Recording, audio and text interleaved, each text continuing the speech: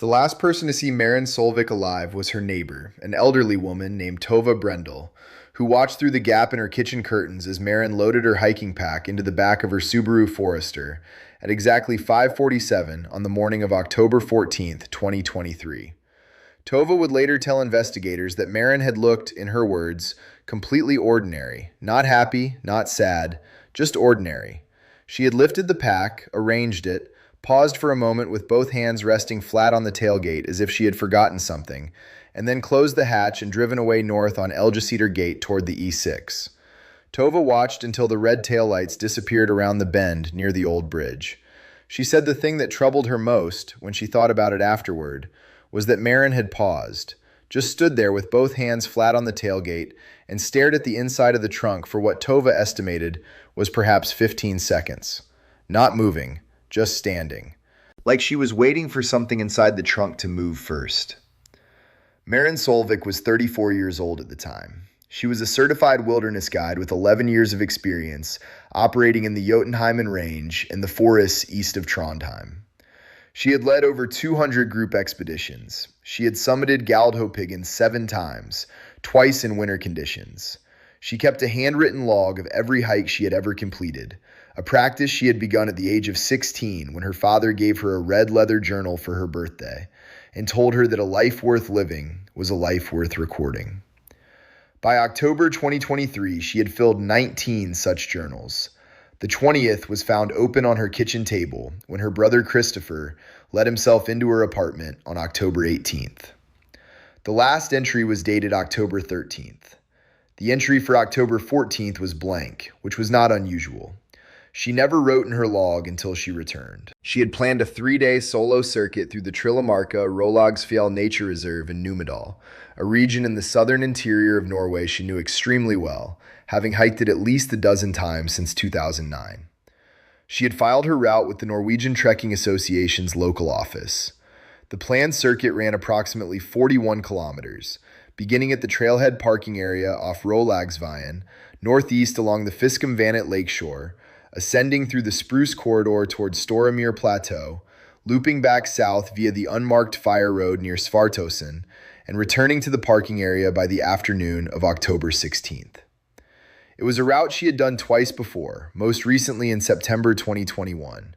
She knew the terrain the way a pianist knows the keys, not consciously, not by looking, but through the hands and feet and the part of the brain that stores patterns as muscle.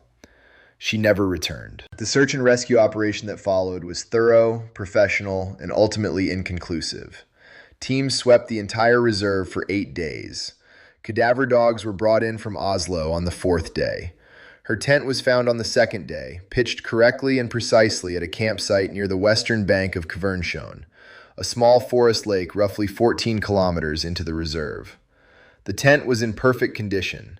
Her sleeping bag was inside, still compressed in its stuff sack, meaning she had never unrolled it. Her camp stove and fuel canister were set out beside the tent, unused. Her food supply, 4 days' worth of freeze-dried meals and energy bars and dried fruit, was untouched inside a dry bag hanging from a pine branch about 4 meters from the tent, exactly where any experienced hiker would hang it to keep it from bears. Her poles were leaning against the tent fabric. Her boots, which she had apparently removed before entering the tent, were set neatly at the entrance, laces loosened, left boot slightly ahead of right, in the way you set your boots when you expect to put them back on in the morning. Only 2 things were missing: her handheld GPS unit, which she carried in the left hip pocket of her shell jacket, and Maren herself. Her phone was inside the tent, in the mesh pocket of her sleeping bag stuff sack. It had been switched off. The battery was at 63% when investigators charged it and powered it on. There were no unusual calls or messages. The last photo in her camera roll was taken at 4:22 in the afternoon on October 14th. A wide shot of Fiskumvannet from the North Shore Trail, taken looking southwest, the light flat and gray, the water absolutely still. The photograph was not remarkable. It looked like 1,000 photographs she had taken before in that region. Flat water, flat sky, spruce trees along the margin. But the forensic technician who processed her phone noted one detail in the metadata that she flagged in her report, though she could not explain its significance, and neither could anyone else. The photograph had been taken at 4:22 p.m. According to the route plan and Marin's own experience-based estimates, she should not have reached the north shore of Fiskemvannet until approximately 5:45 p.m. at the earliest. She had arrived more than an hour ahead of her own pace. She had been moving very fast. Or she had not stopped at all. Among the hikers who were in Thrilamarca Rologsfjell that same weekend, investigators spoke to 11 individuals. 9 of them had nothing relevant to report. The 10th was a man named Egil Rustad, 57 years old, a retired school teacher from Kongsberg, who had been hiking alone in the reserve for a long weekend, as he did every autumn. Egil was an experienced hiker, calm-natured and precise in his recollections. He reported seeing a woman matching Marin's description at approximately 7:15 on the morning of October 15th, on the trail north of the Storemyr Plateau. He described her as walking at a brisk pace in the direction of the forest descent toward the fire road. He said he had called out a greeting, the standard Norwegian trail greeting, and that she had raised one hand briefly without turning her head. He said he had thought nothing of it. He said the only detail that stayed with him, the only thing that nagged at him in the days that followed, before he learned about the search operation, was that she had not been wearing her pack. She had a jacket, hiking pants, and what appeared to be her GPS unit in her left hand, but no pack. Her pack, with all its contents, was found at the campsite. She had not returned to the campsite after pitching the tent. The 11th person investigators spoke to was a young woman named Solveig Arthen, 26 years old, a botany graduate student from the University of Bergen, who had been camping with a research partner near Svartåsen, roughly 6 kilometers southeast of where Egil had seen the figure he believed was Maren. Solveig was the last. She had seen something on the evening of October 15th, at a time when any coherent explanation for Maren's movements had already collapsed into a shape that no one wanted to look at directly. Solveig's research partner, a man named Joachim Vetha, had gone to sleep early. Solveig had stayed up sitting outside the tent with a headlamp and her field notes. It was cold, she said, maybe 4 or 5 degrees Celsius, with no wind. The trees around the campsite were old spruce, dense and dark, and the night was genuinely quiet in the way that the interior Norwegian forest is sometimes quiet in October. An absence of insects, an absence of birds, a pressure in the ears that was not quite a sound, but was not quite silence either. She said she had been there for perhaps 20 minutes when she heard footsteps on the trail about 40 meters to the west of the campsite. She said the footsteps were wrong. Not wrong in any specific way she could articulate at the time, just wrong the way a sentence is wrong when a word has been moved one place to the left of where it should be. The rhythm, she said, the rhythm was wrong. She said a person's footsteps when they are walking on a trail in the dark have a certain doubled quality. The weight of a step, followed almost immediately by the soft adjustment of balance, the small secondary sound of the body compensating. What she heard had only the first sound. Only the weight of each step, with nothing after it. No adjustment, no correction, as if whatever was moving through the trees had no need to balance itself, or had learned to reproduce the primary sound of walking, but had not yet understood the secondary one. She did not call out. She turned off her headlamp and waited. The footsteps continued for perhaps 2 minutes, moving slowly east along the trail parallel to the camp. Constant pace, constant rhythm. Each step precisely the same interval from the last. Solveig said that what frightened her, in retrospect, was not the sound itself, but her own certainty in the moment that she must not respond to it. She did not know where that certainty had come from. It was not panic.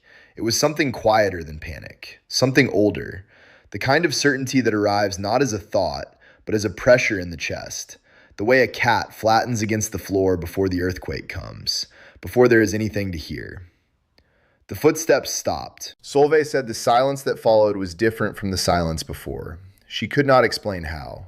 It was the same temperature, the same dark, the same old spruce pressing against the edge of the headlamp's memory. But she sat very still for 40 minutes before she allowed herself to breathe fully, and even then she did not turn the headlamp back on. She went inside the tent without touching the zipper any louder than she could help, and she lay down in her sleeping bag with her eyes open until the gray light of dawn began to show through the tent fabric, and she did not sleep. In the morning, she walked the section of trail to the west of the campsite. The ground was soft from recent rain. There were boot prints in the mud, heading east. They stopped abruptly, mid-stride, at a point on the trail roughly 32 meters from the tent. There were no prints turning away from the trail, no prints leaving the trail into the forest on either side. The prints simply stopped. The last print was a right foot, weight balanced forward as if the next step had already begun somewhere else. Investigators measured the prints. They matched the boot size and sole pattern of Marin's hiking boots. The boots found neatly at the entrance to her tent, 14 kilometers to the north, where she had set them on the evening of October 14th to wait for morning. There is a particular kind of wrongness that trained investigators learn to bracket. They learn to record it, file it, attach it to a case number, and then not think about it in the way that they do not think about the inside of a room they have decided to keep locked. The lead investigator on the Solvik case, a woman named Astrid Fjellstad, who had worked search and rescue in Numedal for 19 years, was methodical, experienced, and not given to speculation. She had found bodies in states that required reports written in a clinical register so stripped of adjective that they read like assembly instructions. She had, in nearly 2 decades, never filed a case as unresolved for want of any plausible explanation at all. She filed this one in March 2024 with a notation that read, in its original Norwegian, something that her English-speaking colleagues translated variously as inconclusive, as without determinable cause, and as, more literally, without a shape that holds. But there is something that did not make it into the official report. Something that Astrid mentioned only once, to a colleague over coffee at the Numedal district office, in the flat tone of a person reporting a detail they cannot categorize and have therefore not categorized. She mentioned it and then did not mention it again, and her colleague understood without being told that this was a matter of professional survival. The survival of the professional capacity to return to the forest, to lead teams into the dark, to make decisions based on patterns that have names. The GPS unit, Marin's GPS unit, which had been missing since the beginning. It appeared on Astrid's desk on February 9th, 2024. Not delivered, not mailed, not left at reception, just there on the desk surface when she arrived at 8:15 in the morning in a building that had been locked since 6:30 the previous evening and showed no sign of entry. The unit was powered off. When Astrid charged and powered it on, it showed the last 12 log positions from its use in October. The final position in the log matched the location of Marin's campsite at Kvernsjøen, logged at 8:41 p.m. on October 14th. And then there was a 13th position, logged at 3:03 a.m. on October 15th, a location that corresponded to an area of the reserve approximately 4 kilometers northeast of where any trail ran. Dense forest, no path, no feature, no reason for anyone to be there in the middle of the night in October. Astrid had pulled up the topographic map and measured. She had stared at the coordinates for a long time. They corresponded to a point in the forest that was, as far as she could determine, perfectly equidistant from every boundary of the reserve. The exact center. Not approximately, not roughly, precisely. As if something had stopped there and then known, with a certainty that had nothing to do with landmarks or trails or the readable surface of the world, exactly where it was. There is a thing that people who spend time alone in very old forests sometimes report, not frequently and almost never in the terms of the supernatural, because the people who spend serious time in serious wilderness tend to be precise and empirical and reluctant to use language that cannot be defended. They report instead a quality of attention, a sense, arriving without identifiable cause, that the forest has noticed them, not threatened them, not approached them, simply directed something toward them that functions like attention, like interest. Most of them report that it passes, that it is present for a moment or for an hour and then is gone, and in its absence they feel the ordinary forest restored around them, indifferent, cold, real. But some of them do not report that it passes. Some of them do not describe a restoration of the ordinary. Some of them go quiet in the middle of the sentence and look at a point slightly above and behind the listener's left shoulder. And they say something like, "It wasn't that it went away. It was that I understood it was still there. It had just stopped wanting me to know." Marin Solvik had been alone in that forest before, 11 years of it, 200 expeditions. She had logged every one in red leather journals. She had hiked Trillamarca in September 2021 and written 4 pages about the quality of the autumn light and the way the Cavernshoen reflected the clouds. She had been measured and precise and empirical, and she had understood the forest the way a pianist understands the keys, through the hands, through the feet, through the part of the brain that stores patterns. And on the night of October 14th, 2023, something in that forest had understood her in exactly the same way. It had understood her pace, her route, her psychology of preparation, the neatly loosened boots, the hung food bag, the sleeping bag still in its stuff sack because she always arranged camp before she rested, and she had not yet rested. It had understood the way she greeted other hikers, the raised hand without turning, the hiker's shorthand of, "I see you, I am fine, I do not need to stop." It had understood the weight of her step and reproduced it, all but that secondary sound, that small human sound of balance refound, of a body that has weight and knows it and makes constant minor adjustments to stay upright in a world that is always slightly trying to put it down. Only that one thing it had not yet learned. And Solveig Arthen, sitting outside a tent in the dark with her field notes and her headlamp, had heard the absence of it and had understood something that she could not have named and did not try to name, and had done the one thing that perhaps had any meaning in that situation, which was to go very still and very quiet and wait for the morning without making herself available for study. Maren had been precise and empirical and experienced, and she had understood the forest through pattern and repetition and confidence built over 11 years of safe return. She had not gone still. Or she had, perhaps, been given no opportunity. Or something else had happened in the space between her last photograph at 4:22 and the boot prints that stopped mid-stride 32 meters from Solveig's tent, which is a space of time and geography that contains no witnesses and no evidence and no shape that holds. The 20th journal sits on a shelf in Christopher Solveig's apartment in Trondheim. He has not thrown it away. He says that he keeps it because it would feel like a concession. He does not specify to what. He opens it sometimes, he says, to the last written entry, October 13th, and reads it. She had written about the forecast. Clear skies, dropping temperatures, the good kind of autumn cold that makes the air sharp and readable. She had written about her pack weight, about a new compression stuff sack she was testing.